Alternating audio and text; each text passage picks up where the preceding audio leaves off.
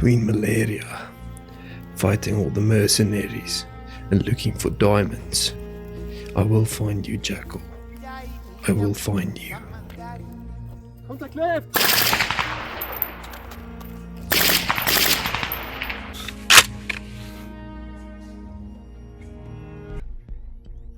So what is up, guys, and welcome back to another video. So today we're going to look at a very influential weapon in the Southern African hemisphere. We're going to look at the HKG3, or also known as the R2 in South Africa. HKG3s actually have a very interesting history in Southern Africa, used by the Portuguese in the Mozambique War and also in the colonial war in Angola back in the day. That's how they actually got circulated a lot in the African space. So these rifles did go out and were the main service weapon for the Portuguese at the time. South Africa needed rifles at that time because the R1s got very expensive for them to produce. So they went and bought 100,000 of these surplus from the Portuguese and they refurbished them. So this one was never refurbished by the South Africans. What they did is they replaced the handguard and also replaced the stock for this weapon, because as you can hear, the handguard comes loose because of something in the African environment. The heat and the dust, everything causes this thing to shrink down and it starts to loosen up a lot. They did complain a lot because the stock started breaking as soon as they got out of helicopters and vehicles and stuff. So they replaced them with something very similar to what the FAL has. They actually called them rattlers. But they did serve a very big purpose. They were mostly used by security forces in South Africa. They didn't see a lot of action by the South African forces. There was a little action they saw in the Rhodesians, but mostly Portuguese. The interesting thing is they are still being used today, mostly by anti-poaching units, obviously converted to single fire firearms now. Shooting this firearm is actually very cool.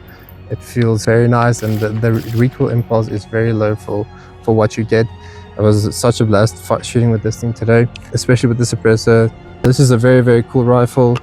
Did very cool things in Africa, and I don't think a lot of people in Africa actually know the big influences this had. To me, it had a big influence in gaming wise. I remember Far Cry 2, one of the first firearms you get is a G3. It was just such a good experience, actually feeling the rifle itself, doing an HK slap, doing stuff like that. It was very nice. So we're just going to run a couple of drills on the G3 just to see how the splits run and also the groupings going full auto.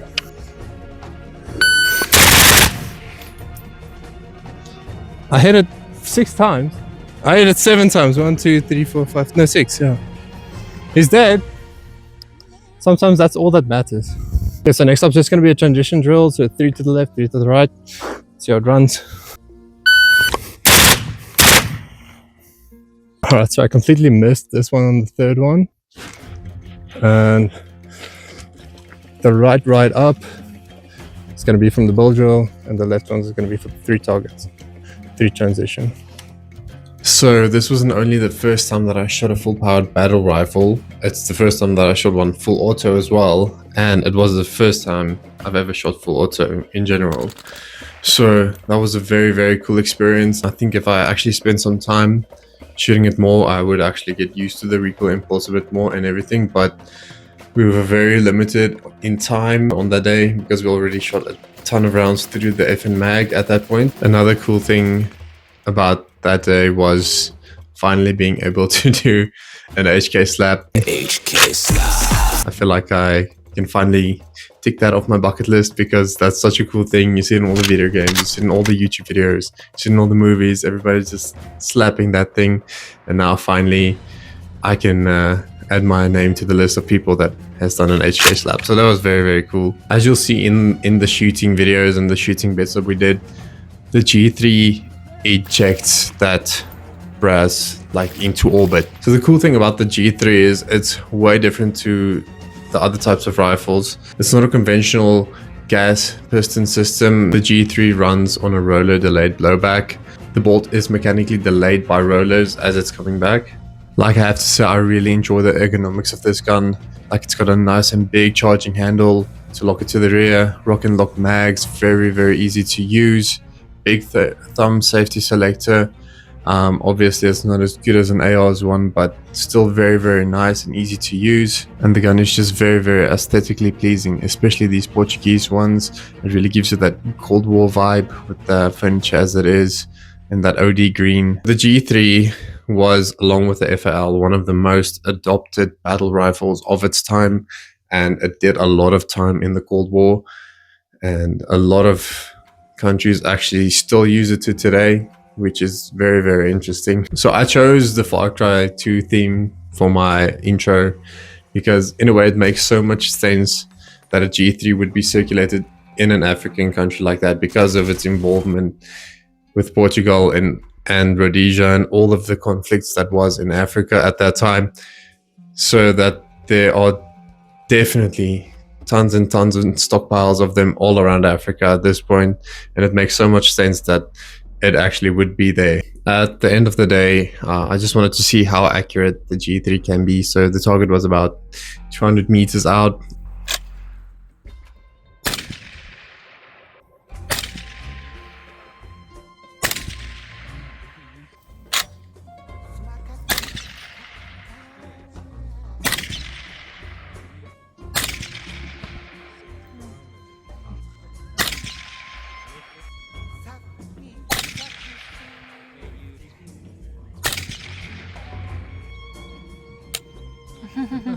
Aiming at that thing at that distance with iron sights is pretty bad because the front post takes up your whole target at that point. But I have to say, like, the rear side post on the G3 is very, very cool. Like, you can adjust it to different distances and it just makes sense.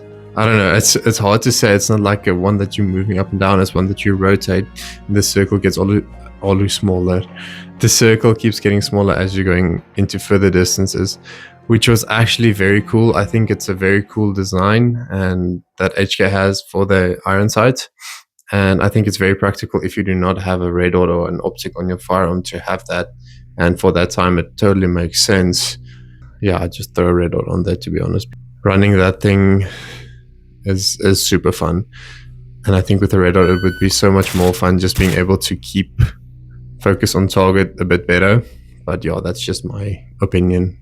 So going out to distance, it was a bit tough because the ammo that we were shooting, it definitely isn't precision ammo. It's traces still being developed, so it's just testing ammo. So you won't get the tightest groupings. I think out of the 10 shots that I shot, I only hit it once. So that's probably my error as well. I'm not the best distance shooter, especially with iron sights, but it was very cool trying that at least and hitting it once out of the 10. It still feels good. Like I always tell my friends, a bad day on the range is still better than your best day on a golf course. So just a huge shout out to Special Air Suppressors for inviting me out to come and shoot with all of these cool guns and using your suppressor and everything. It was so cool. I really enjoyed it. That's it from me today, guys. Thank you so much for joining in and all of the love and all of the support on the Instagram and on the YouTube. I really appreciate all of you so much. Drop a comment on what you guys thought about the video, how you feel about the G3, and I'll drop the info in the pinned comment and also in the details below on people you can contact to shoot with these cool firearms. And also check out Special Air Suppressors, also pinned in the comment and in the details. Thank you guys so much. Hit that like, hit that subscribe, and I'll see you in the next one.